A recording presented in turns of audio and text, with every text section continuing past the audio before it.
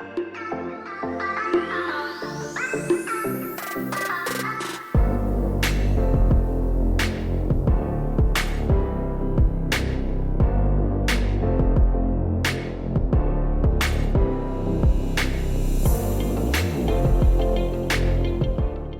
guys, welcome to Coffee Curves. Today I am super excited to be partnering up with Cricut, who is sponsoring this video today. And I'm going to show you how to create this beautiful traditional Indian backdrop using a Cricut Maker. For this backdrop, I've used some really intricate mandala designs which I cut using the Cricut Maker, which made my job really easy and gave me great results. I love to use these kind of intricate designs for backdrops, home decor or furniture makeovers, but it is not possible to cut such details with hand using an Exacto knife. I can't wait to share this project with you guys, so without any further ado, let's get started. As I mentioned earlier, these are the intricate mandala designs that I will be using for the backdrop. The yellow one I'm going to be using as it is, but the red one I will be cutting it at this inner circle using a pair of scissors that I received with the Cricut Maker's tool set.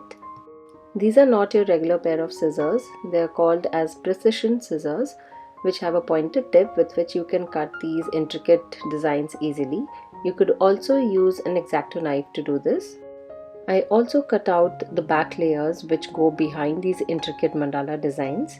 So all these pieces were cut using the Cricut Maker. I will now brief you about what this machine is and does.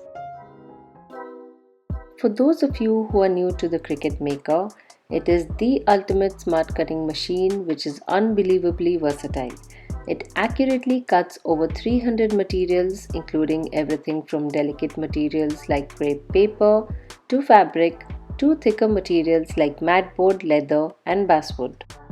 Cricut Maker's expandable suite of tools allows makers and DIYers endless possibilities with the ability to cut, draw, score, deboss, engrave and create perforations and wavy lines all with one machine.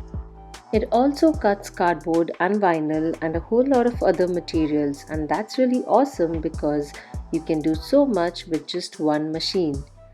You can make your own wall decals, give your furniture a whole new look, and create DIY projects for home makeovers. As I said, the options are truly endless. Now that you know what this machine can do, let me show you how exactly I use the Design Space software to cut out the mandala designs that I needed. So the Design Space already has a lot of designs and fonts to choose from, but I got this one from Etsy. All you have to do is start a new project and upload the design into the project. I am then going to adjust the size to my requirement. For this, I will first unlock the dimensions and enter the size that I need, which is 7.75 inches width and height in this case, and then lock the dimensions in place. You can also change the colors if you like. This does not imply anything for the cut, it's just for my visualization. Now for the back piece, I am going to offset this design. After offsetting, I will change the color to red and then adjust the size of the outer design or the back piece to 8.2 inches in width and height. Move and place the design and see if you like the size and proportions. Next, I'm going to remove the center white circle that you can see. For this, select the red layer and click the contour tab at the bottom. Here you can hide or unhide the particular contours. I'm choosing to hide it, and you can see the center white circle is gone now, so that will not show up in the cut. With that, the set is ready. I'm going to hide the back layer, after which I will click Make It. Then select the material size. I'm using a letter size cardstock paper, and that's it. Click Continue and it will begin cutting. And similarly, switch off the yellow layer and cut out the back layer. Now for the smaller size, make a copy of the main design. Move it to another location and change the back piece size to 6 inches. Overlap the layers and check if the size is okay. For this also, I'm changing the colors just for visualization. And there you go. It was that easy to do this. Now you can start cutting, and for that I am first going to place my cardstock paper onto the cutting mat. Insert the mat into the Cricut machine.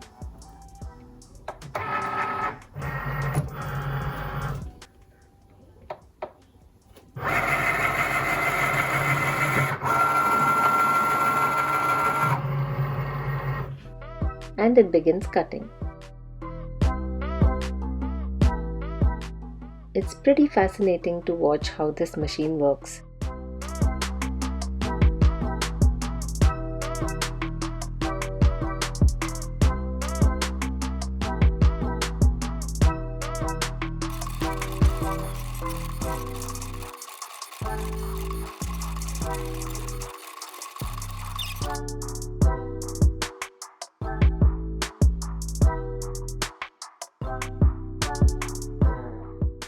In spite of all the intricate details, it took only about 10 minutes per piece. For better time management, I kept feeding the machine with another set, and in the meanwhile, I was working on removing the previous one. Here is a tip to remove paper from the cutting mat. Place the mat facing down and gently curl the mat away from the paper. This way the paper will not curl and will remain flat.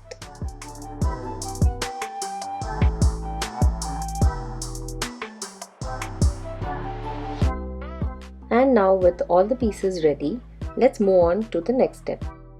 I will stick the front and back layers with the help of matte finish Mod Podge.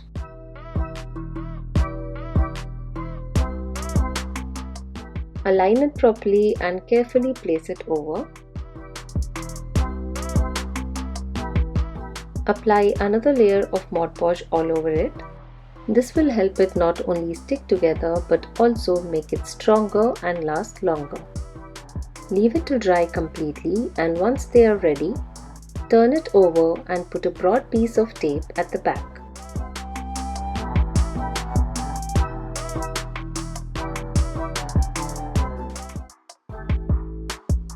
Next, I'm using this golden bead string to fix the mandalas on. Tape it at 2 to 3 places for a stronger hold. To maintain the same spacing between the mandalas, either measure it out with scale or count the number of beads between each of the mandalas. Placing the long strip of tape first is a simple hack. You can easily remove the beaded string from the paper mandala without damaging it. I prepared 5 strings in the same way. Next, I will show you how I decorated my DIY flower garlands. Here I am taking some small kid-size bangles and a couple of foam roses. They usually come with a small stem behind it which can be easily taken off. Start gluing the foam roses to the bangle using a glue gun. I added about 7 to 8 roses per bangle, which would cover only the front half of it. If you'd like, you can cover the entire thing as well. I then slip these onto my DIY flower garlands or torans. I have a detailed video on how to make these flower garlands. If you're interested, you can check out the video link in the description box below. To keep the bangles together in place, you can tie it with a piece of string or floral wire.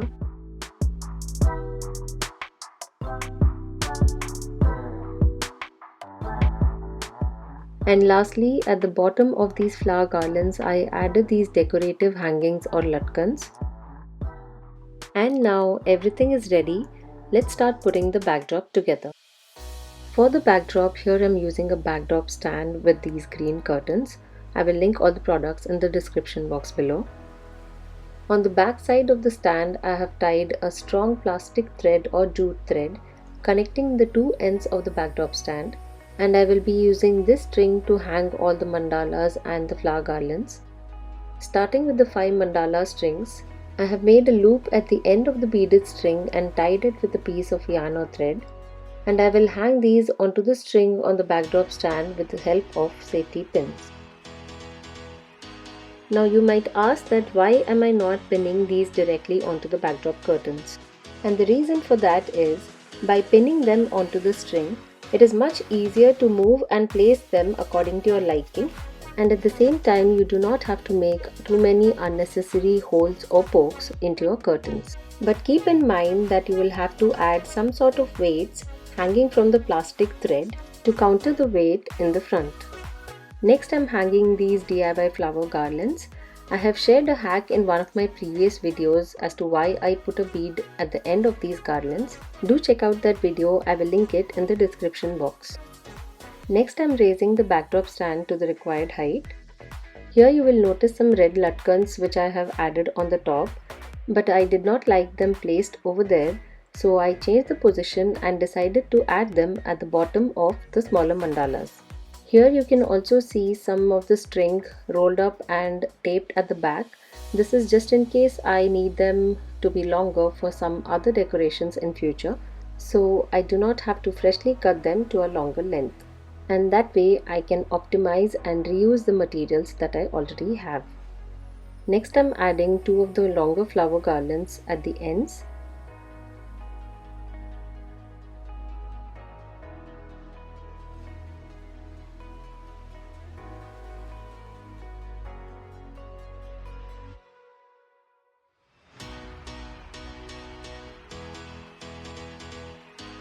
And for the final touches, I have added a red cloth on the floor. You can leave it as it is or add some more decorative pieces and a seat or a chair in the center depending on the occasion. I added these DIY decorative pedestals. I have shared this in a previous video. You can check out the link in the description box. And now everything is ready. Let's go take a look at how it looks.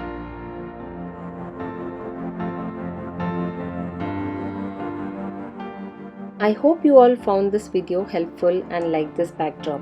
Do let me know in the comment section what you all think.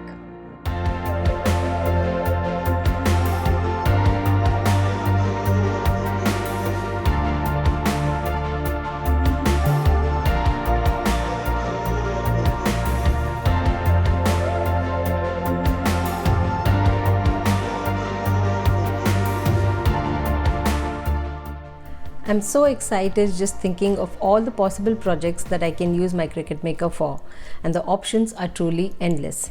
I can not only use them to create DIY projects, but also for home makeovers and to create beautiful backdrops.